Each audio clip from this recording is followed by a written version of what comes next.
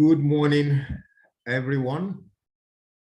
My name is Wole Oshin, and I'm the chairman of the Nbcc Programs Committee. I'm pleased to welcome you all to the August edition of Nbcc Sharing Experience Series themed Winning in a Competitive Dynamic Telecommunications Sector. I'm particularly delighted to see our President of Council members, and ESCO members, our distinguished speaker, and all the esteemed attendees. Please shall we observe the national anthem of Nigeria and Britain.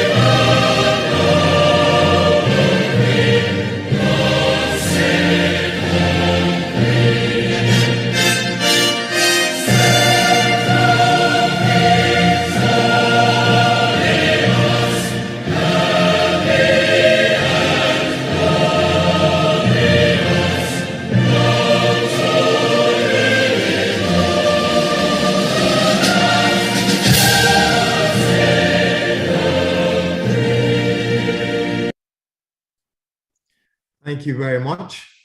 Before we begin, please allow me to state some housekeeping guidelines. If the volume is too low, please check your system volume. The webinar is being recorded and will be available on YouTube channel, Nigerian-British Chamber of Commerce. To comment and have discussions, use your chat icon.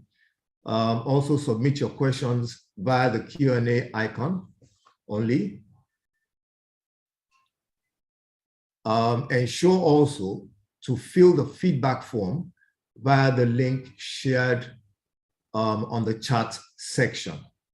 I would now like to invite the President and Chairman of Council, ably represented by Mr. Ray Adley. Thank you.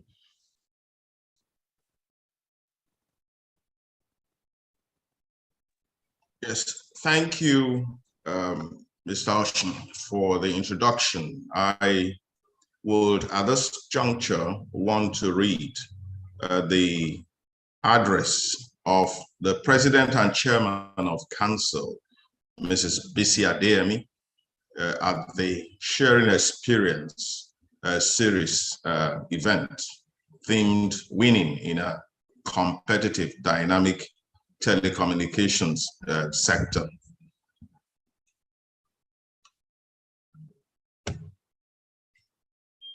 Good, the video is up now, which is ongoing. It is my pleasure once again to represent the President at this event. Good morning, patrons, council members, members of the Nigerian-British Chamber of Commerce, distinguished guests, ladies and gentlemen. I am delighted to welcome you to the August edition of the Nbcc Sharing Experience series. This one is themed Winning in a Competitive Dynamic Telecommunications Sector, which has been organized by the Programs Committee of the Chamber. The Nigerian-British Chamber of Commerce does not require much introduction, but for some of us who may not know much, let me reiterate. The Nbcc is the foremost bilateral chamber of commerce in Nigeria. It was established in 1977 to promote trade and investment between Nigeria and Britain. The Nbcc is affiliated with the British Chamber of Commerce, which gives us access to a network of 53 chambers of commerce across the United Kingdom and 71 other international affiliates. The chamber carries out various activities targeted at the promotion of trade and investment, advocacy, business incubation, training, business networking, and policy formulation. The Nbcc Sharing Experience series is a signature event of the chamber, which started in December 2019. The series is designed to provide a platform for accomplished business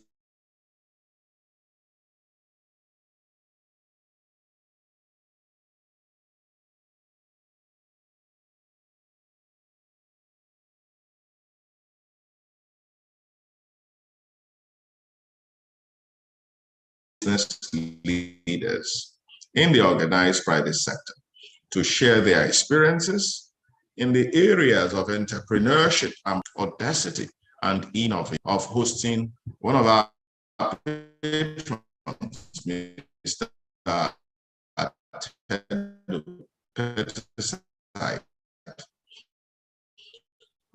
Mr. Jim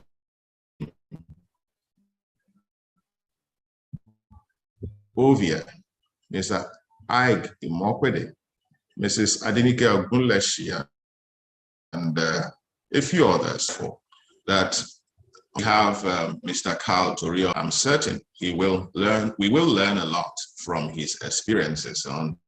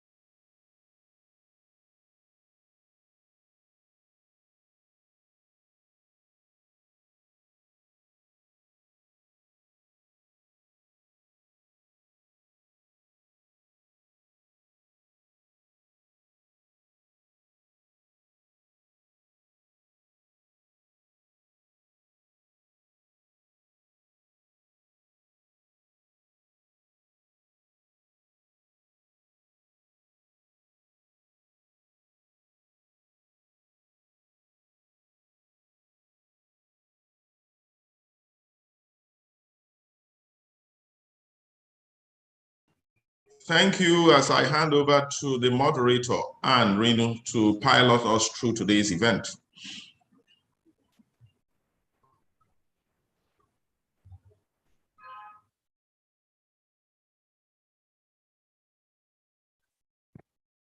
Okay, good morning and welcome to a great event and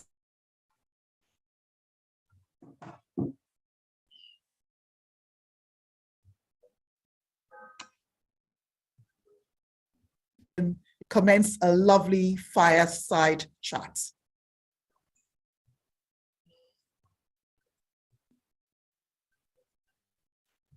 I hope we can hear me. Yes, I can hear you. Okay, brilliant. Thank you very much. I'm just waiting for Mr. Toriola to have his video on. I hope he has. Carl, can you hear me? Yes, it was just taking a Excellent. minute for the system to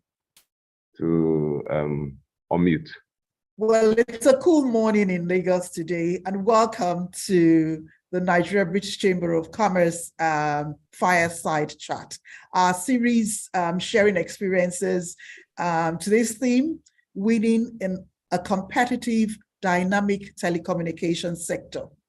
And I'm so excited to have you on the seats this morning. My name is Anne Renu. I'm the chair of the Nigeria-British Chamber of Commerce Advocacy Committee, and I'm also the head of property for Standard Chartered Bank. I cover the Nigerian West African market. So it's my pleasure to obviously warmly welcome you, Carl, and also our distinguished audience, virtual audience. May I request, with regards to housekeeping, that those joining us virtually, please post your questions in the Q&A icon. We'll do our best to take as many questions as possible, but I assure you all unanswered questions will be collated and on the Nbcc website. So we have about 50 minutes of dialogue and an opportunity for 30 minutes of Q&A. I will kick off, Carl, by setting some context with your career journey. So Carl, distinguished alumni of University of Ife, with a degree in electronic and electrical engineering and communication systems from Wales, from University of Wales.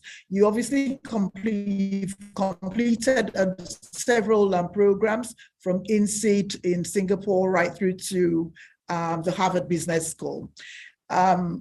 Considering you've got 24 years of distinguished leadership and business experience, you joined MTN in 2006, and you've held various positions, including the MTN Group Vice President covering the West and Central Africa regions. So let's talk about some defining moments through your career journey. Would you like to share some distinct career markers and moments in your life? Good morning, Anne. Good morning to everyone, Mr. Tele Vice President, Mr. Wale Oshin, Tajuddin Ahmed, and to everyone who's online. Thank you very much for giving me this opportunity to share some of my humble experiences.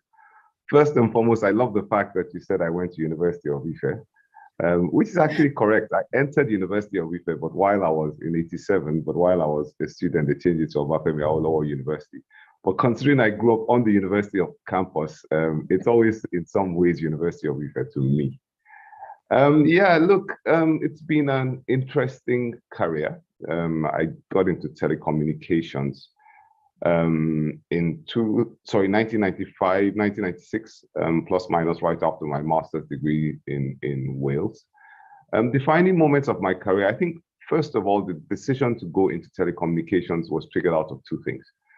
In my fourth year in university, I actually had a professor, Professor Gio Ajayi, who's now late, who actually took me through some classes in microwave communications. And what he did was, rather than just talk about the core technology, he made it very real, talking about how NITEL was building their backbone sites.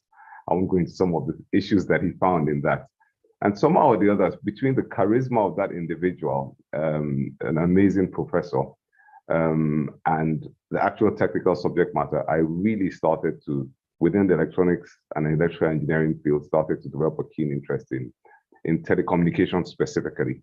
And then I did my NYC in Shell in Port Harcourt, and I elected not to continue in the oil industry.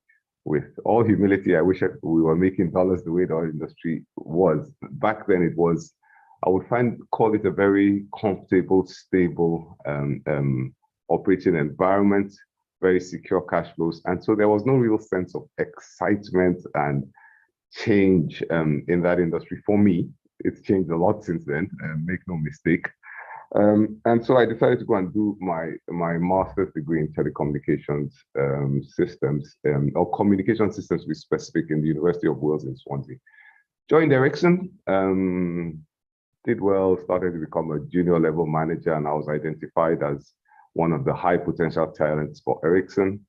And you'll be surprised, and where this story ends. and I was sent on this Ericsson corporate development program for their future top leaders. And then I moved over to what today is Airtel Nigeria, but then it was Econet Nigeria. And when I got into that organization, I came with this sense of slight, I wouldn't call it superiority, but I thought I knew everything, right? And I joined as the Deputy Chief Technical Officer. And within a few months, interacting with people on the board at that level, you start to hear a lot of things that you don't know anything about. Leverage, enterprise, EBITDA to debt, all sorts of things around the space of finance, but a lot of other areas as well. And for me, that was one of the watershed moments of my career, because it was a very clear signal that I knew much less than I thought I did about telecommunications. And there was much more to developing myself than having some technical competence and some managerial abilities. So I embarked on a self-improvement journey. It's very hard to take time off and do a full 2-year MBA when you are a young family man with a daughter and a wife. So I embarked on a self-education journey, going for several executive programs in several fields. And many of these, particularly in the early days, were self-sponsored, and I did these on my vacation time to really conquer all the areas of the business that I didn't know. And I deliberately selected parts of the business that I had my weakest competence in. So I started first and foremost with finance, went on a corporate finance program with London Business School, then went into strategy, risk management, et cetera, et cetera. And that enabled me to develop knowledge and skills much broader than my initial technical competence. And so as I rose through the organization, I think that knowledge and skills started to show through and really point the most senior leaders in the organization towards me as someone that could do much more than a technical job. That was a long-winded answer. Let me pause at that and hand back to you, Anne. Thank you very much for that. Long-winded, but very necessary, because you do have a great followership, and I'm sure some of them would want to get some insight. Your watershed moments, self-improvement, education. I hope you can hear me. Self-improvement, education journey, you're self-sponsored, being deliberate about the choices to develop your knowledge beyond your technical competences. And those are very critical moments in life and learnings that we would like to draw out of the conversation. So in addition to later Mr. Rajayi, who are your other role models, and in what ways have they inspired or influenced you? So look, there's many role models on a day-to-day basis. There are people who are role models through their, would I say through their family centricity. There's someone who happens to be, we have now met on the board of MTN Nigeria, Mr. Michael Ajuku, and him and his wife, who I call Auntie Uzo, is a role model, particularly in the way they raise their children. I think I have to be cautious in disclosing people's personal information. But so there's a role model sort of in that space in how you manage your family life and how you raise and educate your children. In terms of career models, we've spoken to Professor Gio Ajayi, who switched me on to a real passion in telecommunication systems. Professor RCB Macario, University of Swansea, also someone who really inspired me around radio optimization and radio planning strategies. And then in the corporate world, there are a number of them. Funny enough, I laugh with my chairman, Dr. Ernesto Duque, that because I see him on a very regular basis now, and I laugh. I say, it's strange that someone that we almost idolized, he was almost a demigod in the telecoms industry when I was a young CTO. He's someone that I chat with almost on a daily basis. And then there are people like Putuma Nleko, who he wasn't the founding CEO of MTN, but he was on the board very early on. And he was the group CTO, I think by the time he was CEO, excuse me, group CEO by the time he was 39 years old. So I remember when I was a CEO in Cameroon, and I would walk into a meeting and people would say, "Oh, you're very young." And I'd laugh thinking of Putuma, who was group CEO at like 38, 39, and really led the charge around the expansion of MTN across Africa, including the acquisition of Nigeria, expansion into Iran cell, the acquisition of Investcom, which is today MTN Ghana, and a lot of the other country subsidiaries. So I pick so many role models from so many places for different purposes. So those are some of the role models that I've experienced through my career. And there's probably a few more whom I haven't mentioned at this point in time. Excellent. I like that actually, because, you know, when people talk about role models, there's a fixation that they're often career oriented, but, you know, you've got family role models, you've got career role models, you've got people who shape your thinking, and and you know, and you collect, in quotes, role models as you journey through life. So thanks very much for sharing that. I may have to start checking some of those your role models out to see behind the scenes how they could have influenced you. So I'll move on and I'll sort of talk about you being a key influencer in the Nigerian society, in the African space today, certainly judging from some of your exponential track records, the acquisitions you've done, innovation and creativity. So what advice would you give or would you offer to millennials and Gen Z as they aspire to become either entrepreneurs or professionals? So look, the world is changing so quickly that sometimes I think maybe millennials should be advising us on what the future is bringing towards us. And some of us slightly, I am after all above 50 now, so some of us slightly older people need to look out for what we need to learn from them as much as what they need to learn from us. But I think there are certain guiding principles that will give you success or would lead you towards the path of success, no matter what age and generation that you're in, and no matter what business that you're in. And these are well known, but I'll still list some of them. There's no substitute for hard work, the hard grind and the hours that you put in. Discipline is critical, so you have to prioritize what is going to advance your personal ambitions forward. If you study people's careers, a lot of the people that, whether it's entrepreneurship or in the corporate world, a lot of the people that have succeeded do make sacrifices in their personal time. You won't find them partying every evening. So discipline in what you do. You must always seek out the areas of your business that probably confuse and intimidate you the most, and have a special desire to go and understand them. But at times, you just need to recruit the right person to help you manage them. And that in itself is an art. Personally, I mean, people talk about experimenting a lot and failing forward, etc. And that is very important. But focus is also something which I think is important. You can't jump from, I don't know, a food business and then you switch over to being an airtime distributor, then you want to be a fintech, etc., etc. Inevitably, if you spend 20 years doing the same thing, you start to become a subject matter expert in the market. And you start to understand how those kind of business models, businesses work, and you know how to execute it successfully. So I believe that focus is a big part of it. And finally, my own personal view, never let your ego get ahead of yourself.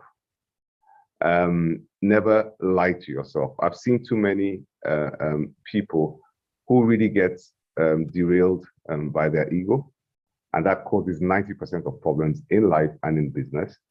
And as a consequence of their ego, they start to keep themselves that they are better than they think they are, and they don't question themselves and improve themselves along the way. So a few off-the-cuff views and comments around the kind of things that one needs to have in their character traits and daily practices to get to the top of whatever field that it be. And, you know, we always focus on business. There's another friend of mine whom such an amazing family man. Such a beautiful, he's now a grandfather, interestingly enough. So success comes in many, many forms. You could work for an NGO, you could be a public servant, you could be a corporate employee like me, an entrepreneur. And success sometimes can just be creating the most beautiful, loving family environment. This is just so, it's just surreal. I'm just sort of loving it. I'm sort of reflecting. So I'm learning just like with everything. And you are absolutely apt about learning from the millennials, I've been 35 years in real estate. And sometimes I stop and I think, I might not too rusty, and should I not be out of there? But learning comes in different ways, shape, or form. So from the millennials, it's the right way forward. We never stop learning. No substitute for hard work. I'm spot on that. Discipline. I'm reinforcing some of the things you said, because I'm sure there are quite a number of them on this program, and it's just really helping them to articulate, to digest, to reflect, discipline, sacrifice. Money doesn't come overnight, sacrifice your personal time, seeking out areas of business that confuses and intimidates you. I love that one in particular. Obviously challenging yourself inwardly in that regard. And, focus. Life today, there's a lot of experimenting and a lot of, curiosity, but I think experimenting also is good, but has its own place. And above all, as you rightly said, being true to yourself. There's nothing like that. And that's one of the most important traits a successful man or woman should have. Continue to remind yourself of who you are. Let's move on and talk about telecommunications. The telecom sector remains a key disruptor globally. And in Nigeria, particularly, it's accounting for about 12.9% of our country's real GDP. I also just sort of recently read about it's driving about 3.11% of the GDP this year, the Q1 of this year. So what additional roles can the telecommunications sector play in the development of Nigeria over the next 5 to 10 years? So look, there's so many things that the telecom sector can do, but let's start off by analyzing in some ways what we've done today. First and foremost, the largest or the biggest redistributors of wealth in any economy is the private sector and private corporations. It's not the United Nations World Food Program, USAID, or anything else. That is the largest redistributor of wealth. And I think where the telecom sector is exceptional is it actually operates in every single local government area in multiple locations. So the redistribution of wealth and access to the kind of services that the telecoms sector provides is unparalleled. And because it is such a basic need and so intuitive to use that even if you're not literate, you generally know how to make a phone call, etc., etc. It has a disproportionate impact on the nations in which it operates. What it also does, it accelerates a lot of commercial activity to an intensity which increases the productivity. And really, countries grow. Sometimes they have booms of mineral wealth, etc. But if you want to grow a country's economy on a sustained basis, a continuous increment in productivity is one of the biggest ways to do that. Because productivity means that you get more out, which could be GDP per capita, for less of an input. So I think the telecoms industry has empowered participation in a very evenly distributed manner. It's an economic booster. So every time you introduce liberalized, democratized telecommunications into every country, you see an accelerator effect on the GDP per capita. It has transformed the business world. An example is what we're doing today. But what people actually don't realize is, we remember when we had to physically carry checks and go and deposit them in a bank and wait for 3 days for it to clear. And every few days you had to go and withdraw cash and you understand. Now the telecoms industry applying that to the banking sector, but the same applies to meetings, the same applies to e-commerce, and on and on and on.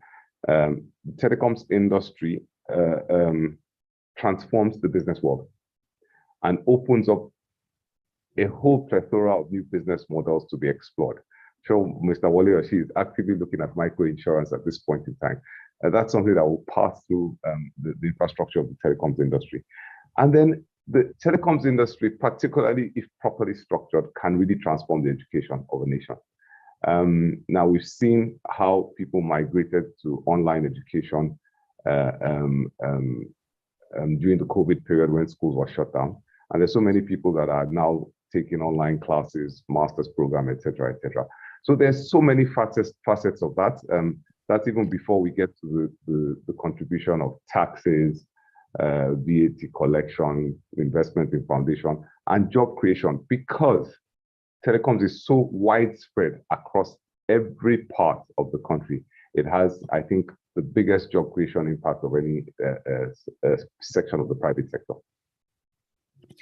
Brilliant. Thank you very much for that well-articulated response. You know, the biggest redistribution of wealth, and no doubt. And as you were talking, I sort of recalled the days where, before I left Nigeria in 79, I think it was, where we would sort of go to Nitel and sort of queue and make calls, and life has moved on. And so when I tell my children, they're thinking, how did that happen? How did that work?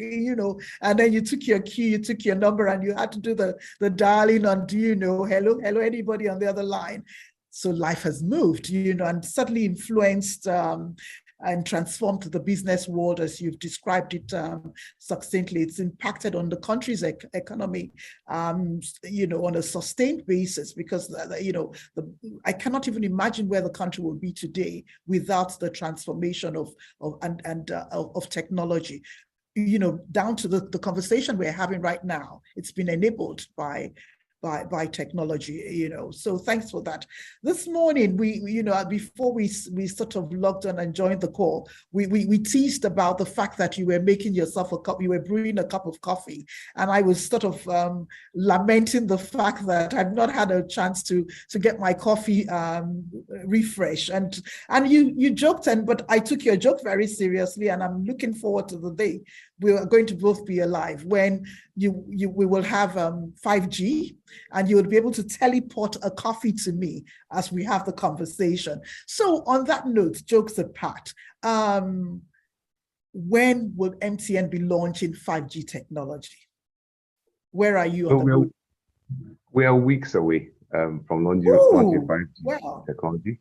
We already have well over 100 sites installed, and that's increasing on a daily basis. We're weeks away. We don't want to let the cat out of the bag, but I assure you it's weeks away, okay?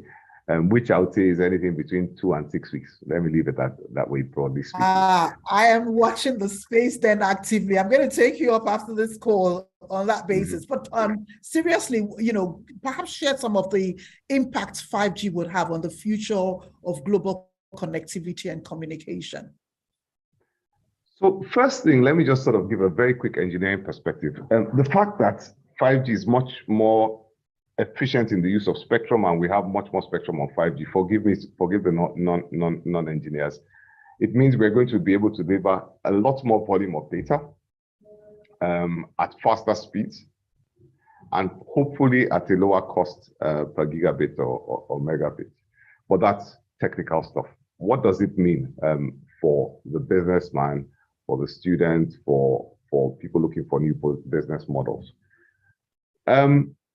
5G, I would refer to it as the industrial, it provides the technical capability for two things: the industrial internet and the immersive internet. The industrial internet, because of the much higher speeds and much lower latency, actually enables things like automation of factories, self-driving cars. We have a little way to go on that in our Nigerian space, so let me not oversell that.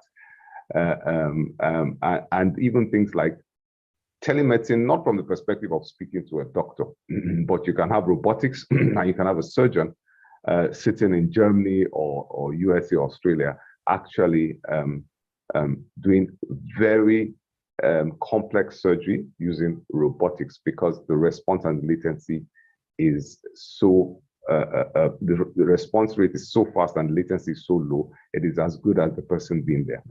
So that's the industrial internet. In terms of the immersive internet, which is more of a consumer-facing internet, there are many aspects to that. I mean, we're talking about living a parallel life in the metaverse, and that's exactly why Facebook changed their name to Meta, where everything is happening in that space, and you have an alternative identity on the metaverse, and there's trading of assets and establishment of all sorts of things in that space. And if you don't have extremely high speeds, high latency, the kind of quantum of data that comes to you on the metaverse with virtual reality, etc., will not be possible without 5G. And that extends towards education. So kids, rather than having a physical laboratory to conduct experiments, can just get onto the metaverse with virtual reality headsets or whatever that evolves to be, might just be a set of glasses down the line, can change the manner in which they learn.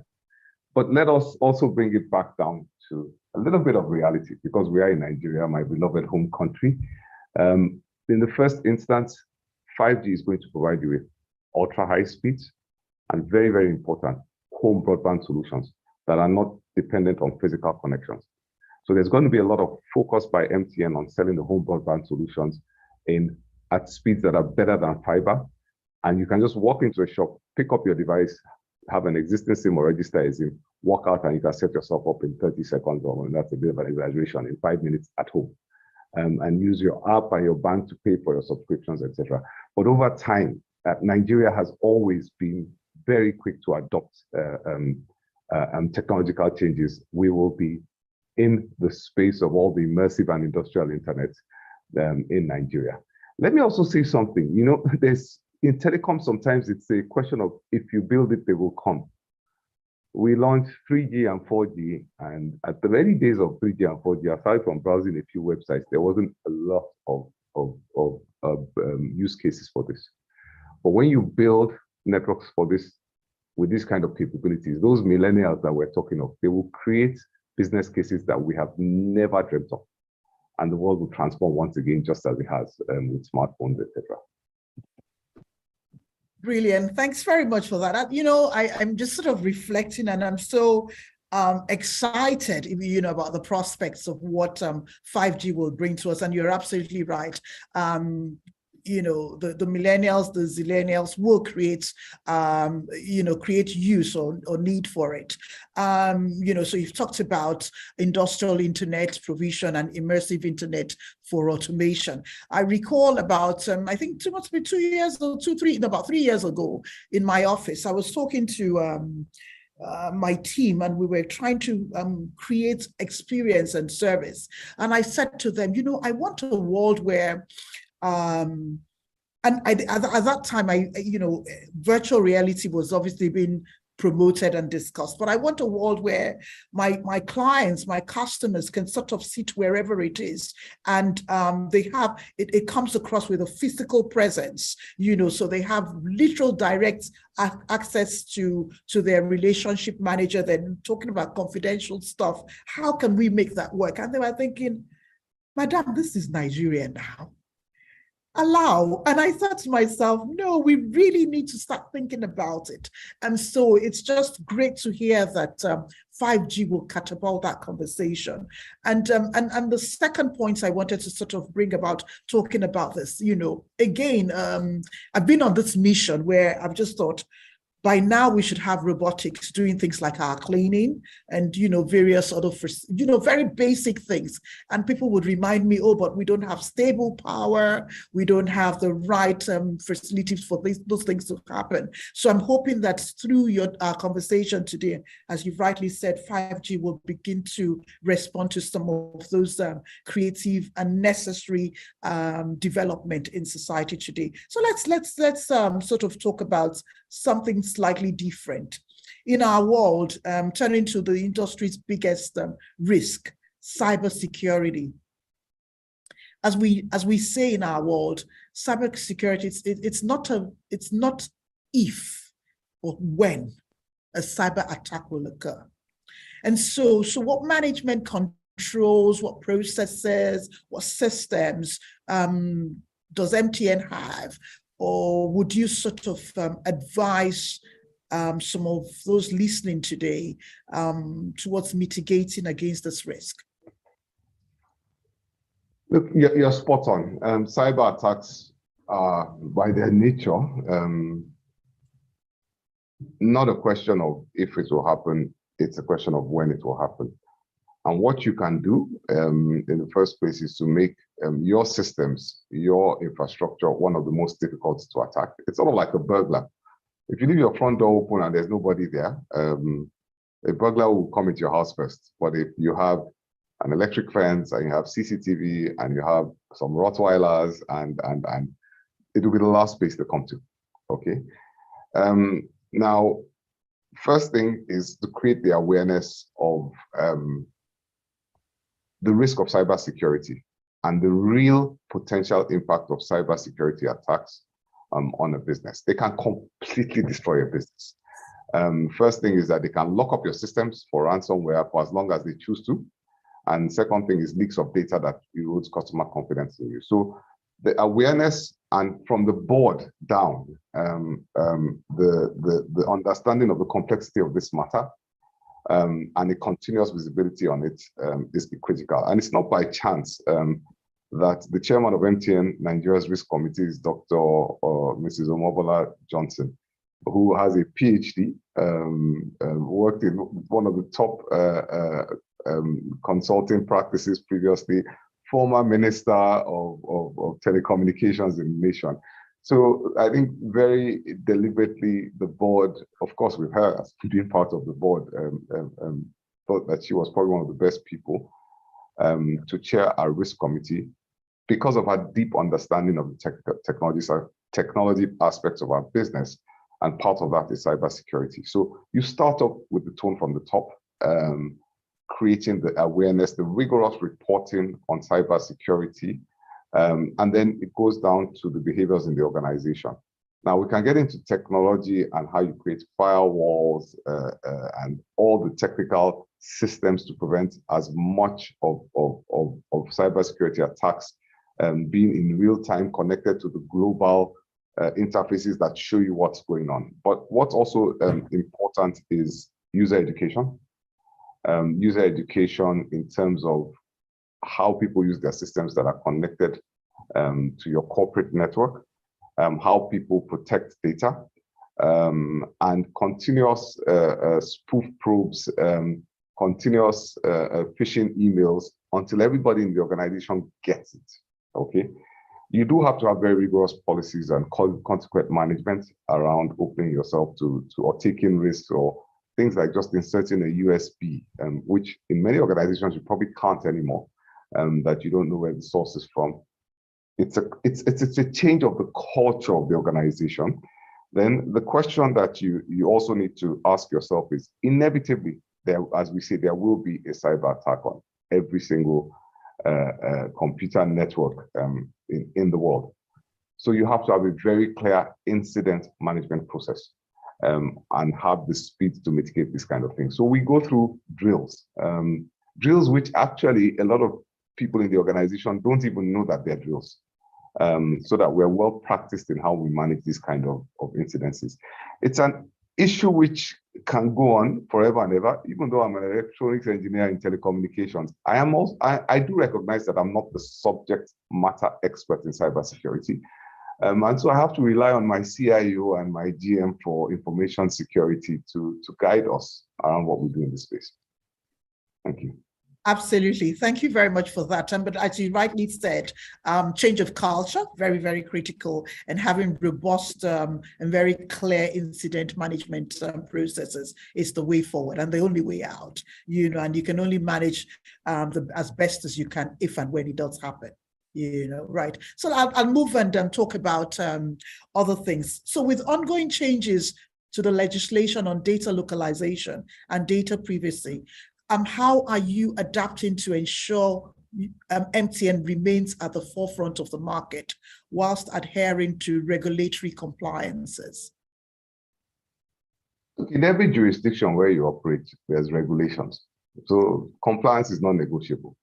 Yes. And for me, that's just, this is it. It's like you're operating in Nigeria. That's it. You can't negotiate around that.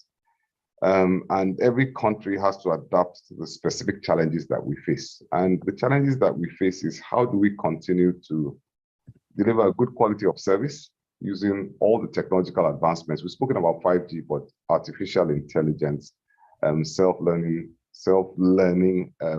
systems, etc., are also a key part of it. And efficiency of the operations is a key part of it. I'm going to go slightly off track to say that to make a telecommunications operator successful, there are 4 or 5 things that you need to do. You need to have what I would call a better net promoter score than the competition, which means the totality of your experience. Customers, and this is not suggesting that MTN is perfect, believe that you are the best option out there, and that draws value to you. You need to be at the forefront of every technological evolution. So when there's a jump from 3G to 4G and 4G to 5G, if you're not at the forefront of that, your competition will take a market share away from you. You need to be razor focused on efficiency, because the more efficiency you can squeeze out of the system, the more you can reinvest in things like 5G, etc., etc. But yeah, sorry. So taking it back to the issue of compliance, look, we have to be compliant to the information and data protection regulations. Within that context, we will try to use customer information within the regulations to optimize the manner in which we serve our customers, to look for new business cases and opportunities that are allowed under a licensing regime to offer different services to our customers. And where it is allowed to store things on the cloud, etc., because the entire computing systems of the world are moving to the cloud, we will ensure that before we migrate to those kind of technology solutions, we will explicitly request approval from the relevant authorities, which generally is NIPTA at this point in time, to use those kind of services. So I'm not sure if I've answered that question in its entirety, but feel free to probe a bit more.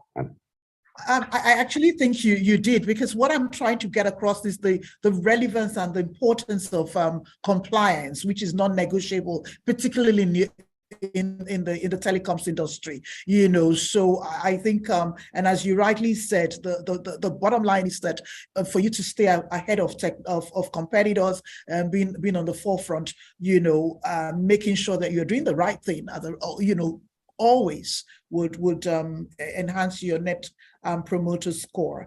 I'm going to sort of shift and digress a little bit and talk about COVID-19.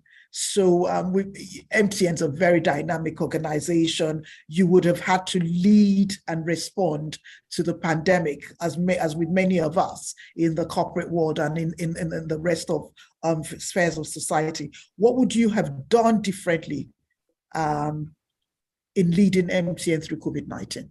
How did you respond, and what would you have done differently?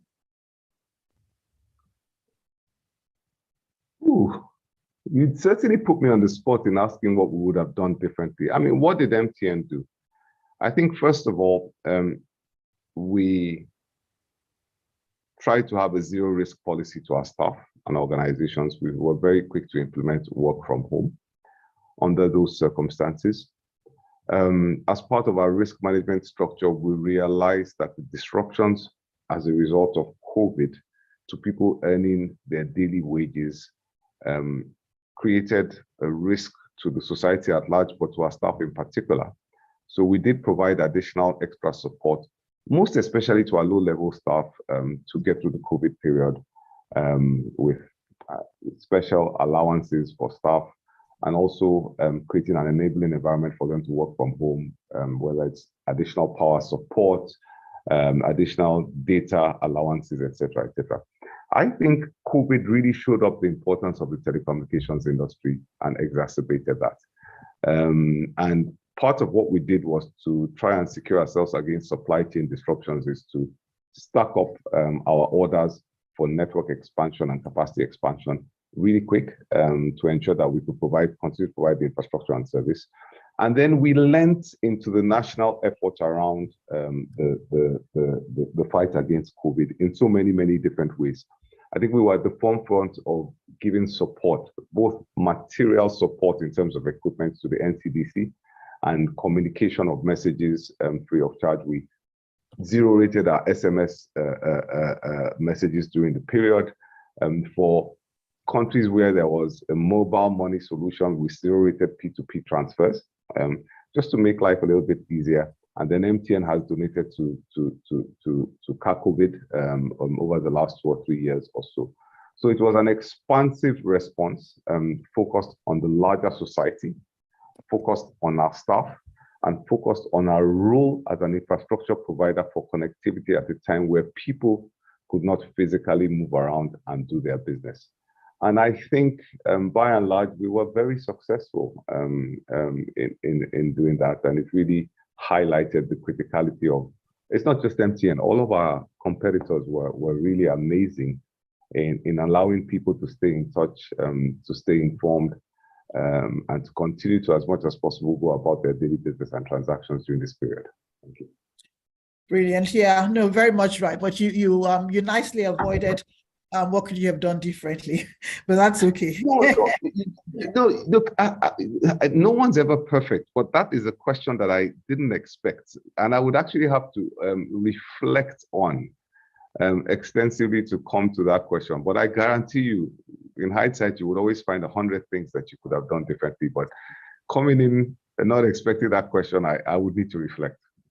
That's fine, perfectly allowed. We'll take you back on that. But again, you know, a big thank you to MTN for making sure we stayed alive, making sure we stayed connected. You know, I remember waking up one day, one quiet morning, during the COVID period, and I sort of looked from my balcony, and I looked and I gauged and I thought there was just not a dicky bird. There was not a sound. There was not a movement. And I said to God, I said, is this how the world is going to end? And I quickly called my office and said to my team, I said, because we're obviously a critical response, and I said, make sure we have enough data to keep us communicating. Enough data, when I say enough data, 1 year's supply. They thought, madam, this is going to be over soon. I said, I'm serious. I said, the only thing I need is to be able to communicate with the world. When we get to a stage where we cannot communicate with each other, we're probably as good as dead. So well done to MTN for all that you did in the regard of COVID-19. So I'm going to talk about one more thing, and then we'll sort of begin to round off on this session so that we can pick up some questions. Moving to your role in MTN's role in financial inclusion and the launch of the MTN Momo Payment Service Bank, I think a few months ago. You have obviously ventured into fintech solutioning. I know it's early days, but where do you see this going, and what progress has been made to date? So I think the first thing that maybe it would be good for people to have an alignment of understanding on is, what is Momo PSB? There's a perception that we're out there to compete with fintechs and with traditional depository money banks. And that's not the case, actually. We're competing with cash. There's 40 to 45 million BVNs. Don't know the exact number today in Nigeria, but there's 200 million people. The people that already have BVNs and bank accounts are not our target market. We're targeting people that are transacting with cash to bring them into the financial ecosystem. And most of the fintechs, they do target those, but it's not that expansive. Why is it that the telcos generally have been able to do this? Probably a little better and accelerate financial inclusion faster than other financial institutions. It's because, remember what I told you, we are present in 774 local government areas in Nigeria and multiple locations of presence in every one of these local governments. And that gives us a distribution footprint where people living in Damaturu, or I don't know, in Modakeke, which is my hometown, etc., and that don't have access to ATMs and bank branches and so on and so forth, and may have to travel a long distance to do so. We can, through our distribution infrastructure, provide them with a location to do a cash in, cash out, get educated about how to use their phone as a wallet, etc., etc. So we think that we are playing a different space. We are not competing with banks or fintechs. We are competing with cash, and over time we'll reduce the quantum of cash that's in the system. And in reality, in every single country where there has been a telco-led bottom of the pyramid mobile money solution, and that's pretty much across the whole of Africa, what it has done is has actually strengthened the banking industry, because a lot more of cash is now moving into the electronic financial systems, and it strengthens the entire banking industry. So that's our view of how MTN Momo PSB is going to operate. It is a very long-term game. So building up awareness, confidence, education around using these services is something that takes years before you get up to scale. So you see the successes of M-Pesa in Kenya, which is always very much hyped about, but MTN Ghana actually has one of the biggest mobile money businesses: Uganda, Rwanda, Congo, Brazzaville, Cameroon, Ivory Coast. These things were years and years in the making. Of course, we're going to take all of the learnings that we have, both from MTN operations and from places like Kenya, and try to accelerate that. And we think we'll deliver a successful service and bring a lot of people into the financial ecosystem as a consequence. Yeah, absolutely. The fact that, we're reaching the unbanked in the rural communities has to be the right thing, from Damaturu to Modakeke, as you rightly said. And I also observed, it's a long-term journey. And I observed and read somewhere where it said the plan is also to use it for digital partnership infrastructure for the diaspora remittance. And I assume that is also part of the game plan, and that will certainly be a game changer ultimately.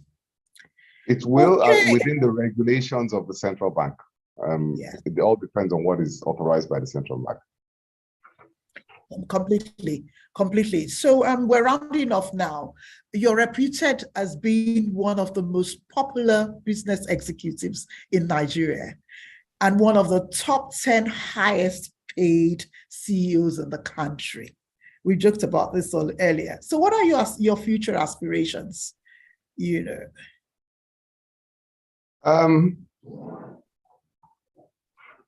I think, look, the nature of this job is it is all absorbing and all encompassing. So you don't really have time for anything else when you're doing a job of this nature and size. I want, with the team, to deliver superior results to the market. I want to make MTN be loved and seen as completely Nigerian. I want to be seen as a partner to the state, the nation state, in economic development and prosperity, but also to be well respected by the same nation state for what we bring to the table. And for me, one thing that has always driven me in any role that I've had, I've always had a strong sense of, in every country, and I've worked in Congo, Brazzaville, Cameroon, I've overseen 9 countries in West Africa, and at some point in time, 16 countries across MTN Group. I've always believed that locals, nationals, have the capacity to manage those organizations well, if given the opportunity, if given proper oversight and support. So it's a big passion of mine to say that Nigerians have demonstrated their capability to lead businesses like this. And if I do that, I always say I will be judged by my successor. If there's a Nigerian that can succeed me, and it doesn't necessarily have to be succeed me in MTN Nigeria. It could be a Nigerian becomes group CFO of MTN or group CEO. Then we've established that reputation for being excellent good business managers. When I've achieved a lot of these things, I will slowly start to think about the next phase in life, which might be retirement, and using some of the learnings that I've gathered over the last 26, 27 years, and whatever that may be, 30 or 31, 32 years, to support the wider society. And that could be mentoring people in entrepreneurship or their careers, and also sitting on boards to bring some of that experience to bear. And I want to go do a lot of fishing and a lot of traveling.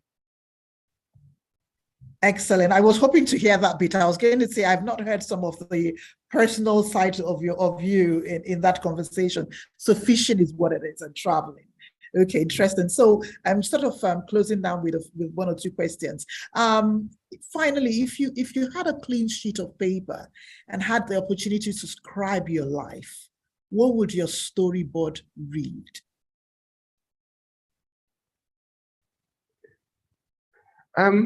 I have to say that I'm pretty satisfied with how my life has turned out.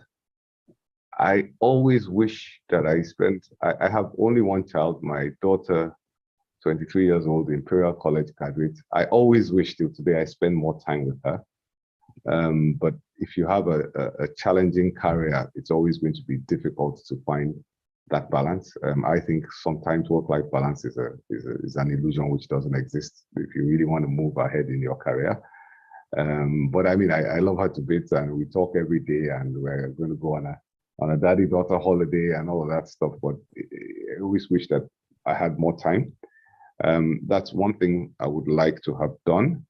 There's so many mistakes. I think sometimes people see the illusion of a CEO that has attained a certain level and think they must have taken every step perfect. I have made thousands of mistakes. Every day I make tens of mistakes in what I do. So I can count many, many things that I've done wrong. Perhaps the most important attribute is to learn from them and self-adjust and to keep going. Just putting one foot in front of the other consistently, persistence, resilience, I think it's half of the effort that's done. Would I describe my life differently? I think I've spoken to some of the aspects, but I'm pretty happy with how things have turned out. There's nothing like a content man, and I'm very grateful for that. And sort of, I promise you, I'm learning from a lot of what you've talked about today. I'm just going to sort of shut up and turn to the audience, pick up a few questions from the audience, just along. So the first question, I'm going to try and paraphrase and read. Thank you for such a great session, Mr. Toriola. What advice would you give someone who is looking to reinvent their career later in life, especially if they have had very diverse experience across industries and roles and are not sure to tie it all together? So pivoting and changing your career is a material thing. If you look at my career, I actually haven't. I've been just telecommunications, a thoroughbred all my life. But I think, first of all, you have to understand what you're good at. What is really that superpower? And I think every single individual in this world has a God-given superpower that they're exceptionally good at. Some are great at great analysts, some are people, some have natural leadership abilities, some have such clear judgments around investment cases. So you need to figure out what your superpower is and understand how does that superpower play into any potential new career direction that you want to undertake. That's one. Two is, if you are pivoting your career into a new field, try to do as much as possible to understand that new field thoroughly. And that means formal education in that new field, whether it's certification courses or a program or master's degree or whatever it is, thoroughly, and I read as much as possible before you now position yourself to actually make that shift and transition. Without understanding the specific individual case, and it says anonymous attendee, I'll be more than pleased to engage with an individual to talk through their case. It's hard for me to say much more than that.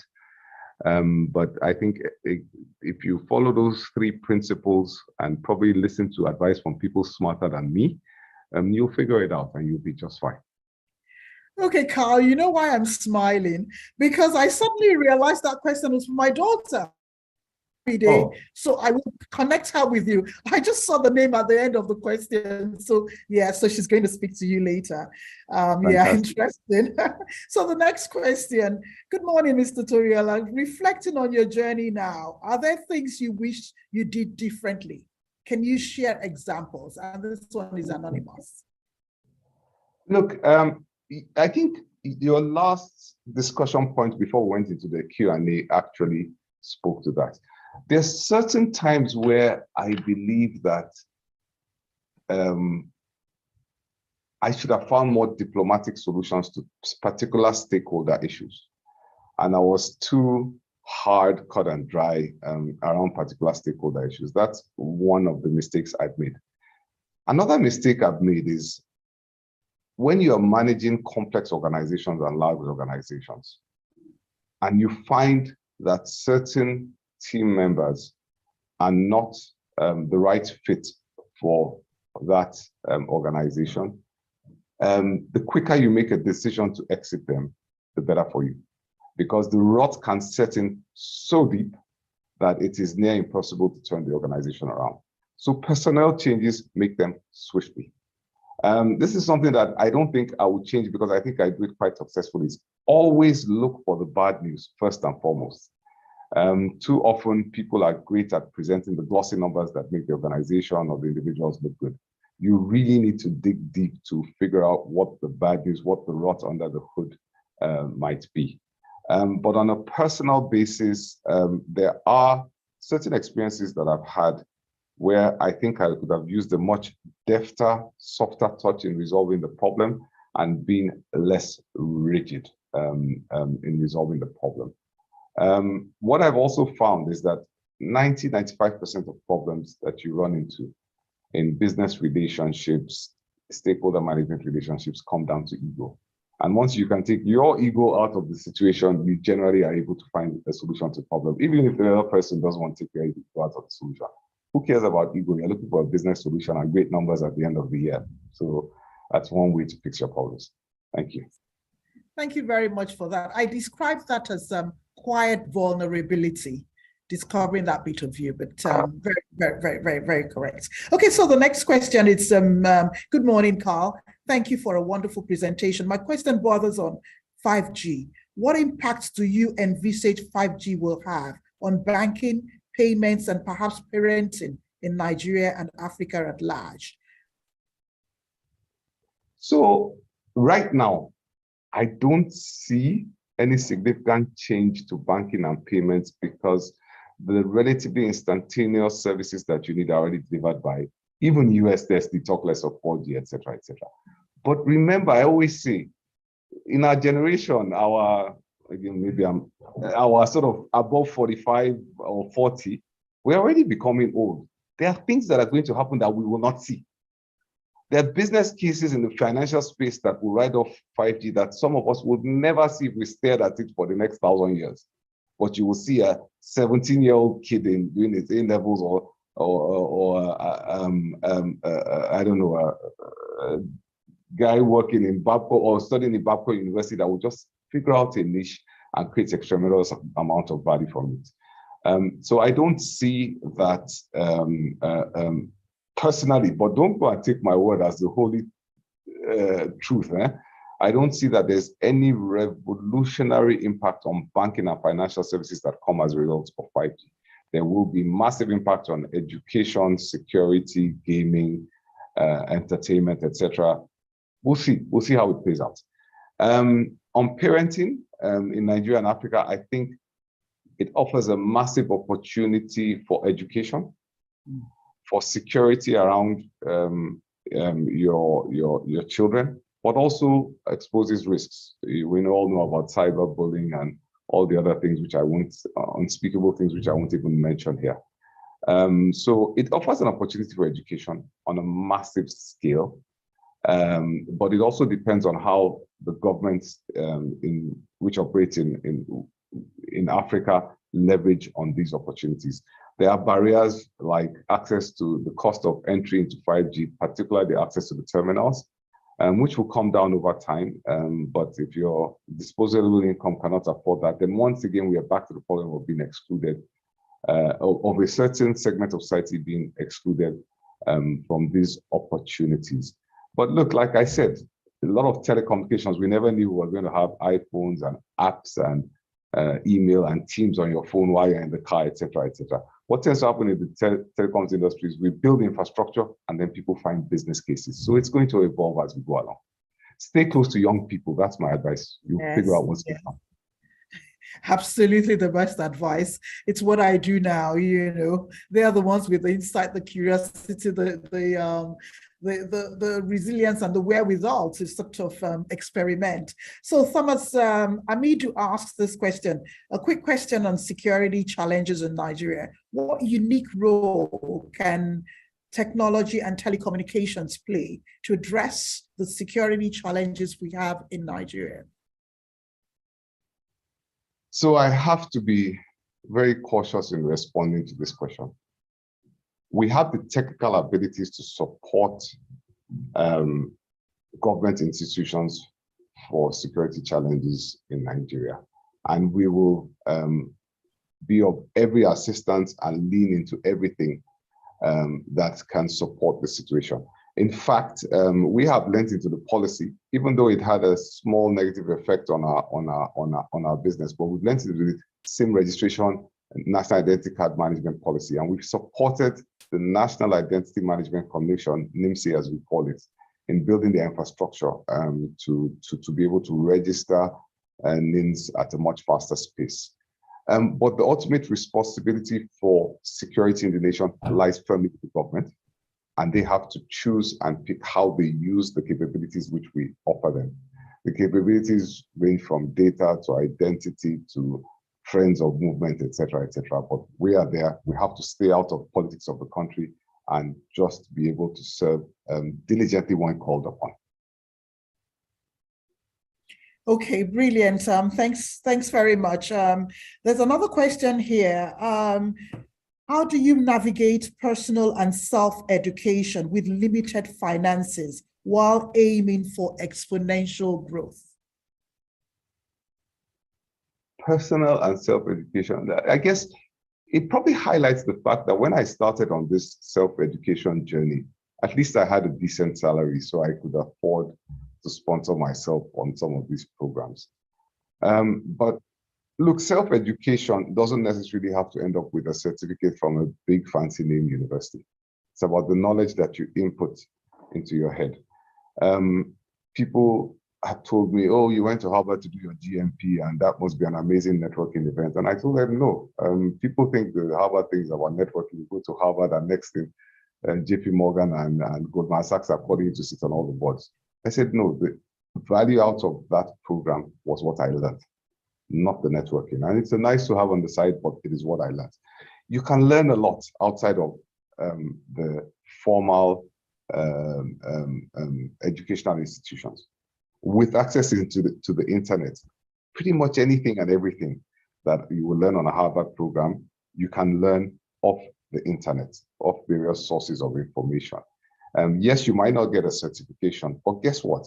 In your career, in your business interactions, in your business decisions as an entrepreneur, once that knowledge is there, it will shine through in the results. It will shine through in your interaction with people.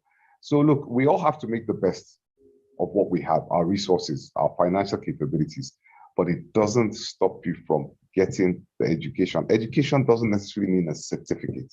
It means the knowledge that's inside you.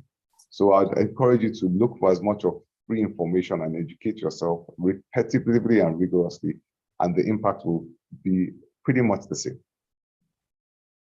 Absolutely. I completely agree with you, Carl. And, you know, a lot of today with technology, with the access to the internet, they're just so, and they're free, many free courses and programs that people can tap into, but you need to make the time and be disciplined about actually exploring it. And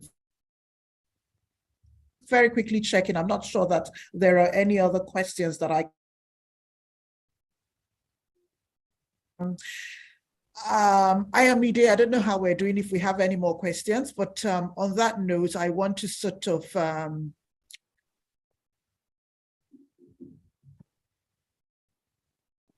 I hope you can hear, I'm audible. On that note, I want to thank you, Carl, the telecoms maestro from Modakeke. Oh, I have one question. Modakeke, your father became a king recently, I gather. How does it feel being the son of a king? I know you've talked about hopefully retiring to Modakeke sometime soon, but how does it feel? What does it bring to your life? So I want to retire beside the ocean. So Lagos is just fine, and there's no ocean in Modakeke. Wow, okay. So honestly, I mean, I'm very happy for my father. He has really served the community ever since I remember, and he's very, very passionate about the development of that community. Peace in the community, you know, we've had conflicts there. Very, very passionate about it. Also, all the respect to our royal father, Oni Ogunwusi, who has really pushed the community towards peace. For me, it's no different. A few people tease me. Dr. Omobola Johnson is always calling me Omoba and Prince, but nothing has changed. Almost nobody calls me Prince. Nothing has changed that significantly for me. It doesn't feel any different, honestly speaking. So its life continues. And remember, this is actually not one of the hereditary royal family types of kingdoms. Modakeke Ibadan is by seniority. So I don't inherit any title or any right to the throne. None I was whatsoever. just going to ask. Ends with my dad, so I'm not blue blood by any means. So for me, it's more of happiness for my dad than anything else. For Kabiyesi, I'm supposed to say that. Okay, exactly. Kabiyesi, I'm sure in the other world. Okay, so I've got another question that has come in. It was great having the opportunity to glean from your experience. I suspect the real benefits from 5G will come from providing connectivity-enabled industry solutions beyond financial services. How far is MTN planning to extend its business model as a fintech into the solution development end to directly monetize its 5G investment? A little bit convoluted, but I think he's trying to understand the MTN long-term planning in the fintech industry. So the way I see it, and again, I don't think that 5G is necessarily going to provide that much of a revolution in the fintech industry. But the way I see it is our first and primary responsibility and focus area is to build the connectivity solution, the network, as expansive as possible, where there's a business case to do it. And once we do that, no single institution, no single individual has a monopoly on innovation. And if you think you know how to innovate to take advantage of these technologies, you'll fail. So our responsibility is to find a structure and a culture that looks for ways to partner with the banks, with the e-commerce businesses, with the microfinance lending businesses, with people that sell white goods, to leverage on the connectivity and information about our customers to expand and transform business models in that space. Let me say that, look, part of the investment philosophy around 5G, any good business investment philosophy is you must make a return for it to be sustainable. So if there's an expectation that there's going to be nationwide coverage on 5G, it's not going to happen overnight. It's something that's going to be progressive and will be expanded as the business opportunity exists. So you'll see it in certain locations over time. We will roll it out more and more and more until it's quite pervasive. Okay, fantastic. So on that note, I will hand over. I'm going to hand over to Mr. Taj Ahmed, but before I do, he'll give the vote of thanks and announcements. But I would like to personally thank you for your masterly response and your openness. Good to see that. It's been an impactful, insightful, interactive time on this webinar. So on behalf of the patrons, the past presidents, and members of council for the Nigerian-British Chamber of Commerce, thank you for your time and well done to our esteemed audience for the questions and participation. Over to you, Mr. Taj. Have a great day. Thank you very much. Thank you, Ms. Renu, for moderating the event. My role is very simple, to give the vote of thanks and to make certain announcements. And it's as simple as boiling water, actually. I want to thank, on behalf of the chamber, the speaker, Mr. Carl Toriola, CEO of MTN Nigeria Communications PLC, for a thought-provoking session we've had with him. Very open, taking us through his career journey, his models and mentors, personal success tips, issues in the telecommunications sector, financial inclusion, and nationalism. We thank you so much for taking time out of your busy schedule to be with us today. I'd like to thank my sister, Ms. Anne Renu, the moderator, for doing, as she often does, an excellent job in moderating this session. I also thank council members, starting from the president and chairman of council, Mrs. Bisi Adeyemi, and other council members for participating in this sharing experience series. I would like also to thank our sponsors, MTN Nigeria Communications PLC, for taking us on this route that we've enjoyed this morning. Ladies and gentlemen, I thank everyone here. I'd like to thank the members of the programs committee, ably led by Mr. Wole Oshin, and the members, the staff of the Nbcc headquarters, led by our indefatigable DJ, Mrs. Ayomide Olajide. Now, next is to make certain announcements on our upcoming events. The first on the list is our Advocacy Roundtable, scheduled to hold on Wednesday, August 10, 2022. Participants are enjoined to join us for that session. The second is our MSME Business Optimization Clinic, scheduled to hold on Thursday, September 22nd, 2022. In addition to the upcoming events, I'd like to introduce you to our Nbcc Plaza, located at Olubumiawa Street, off Admiralty Way in Lekki Phase 1. The plaza is open to host your events, and please, you should subscribe to using the plaza for events at very, very affordable prices. If you're interested in joining the chamber, we can visit our website, www.nbcc.org.ng, or meet physically members of the membership team at the registration desk at our chamber. Finally, in terms of social media presence, wherever present there on Instagram, you can see our name there. On LinkedIn, we're there too, and on Facebook. Lastly, I want to thank everybody for having taken 2 hours of their time on a work day to join us in this sharing experience session. Thank you so much, and we look forward to having you as members of the chamber in due course. Thank you. I'll hand over to, that's all. I'll finish my job. Thank you so much. Thank you so much. Good morning.